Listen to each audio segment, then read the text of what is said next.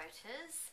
I'm Erica Bartle from Girl with the Satchel, the blog about glossy magazines and the glossy media industry.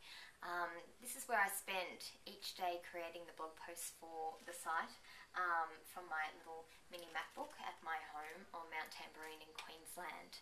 I thought I might take you on a little tour of my nook to introduce you to how I go about producing each week's content. On any given week in the office, there's a number of glossy magazines that go on sale, so my magazine stack is ever increasing and sometimes overwhelming. It takes me about 2 hours to read each magazine, so that's a lot of dedicated reading hours.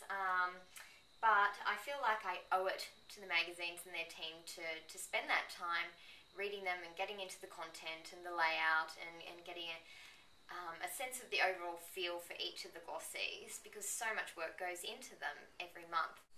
I've been an avid magazine collector since I started buying Girlfriend and Dolly in the early 90s, so you can imagine that my collection is quite expansive.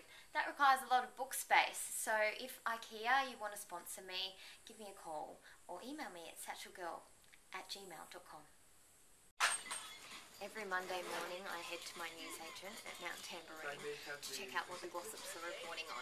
I feel like David Attenborough going into the animalistic trenches to see what's going on.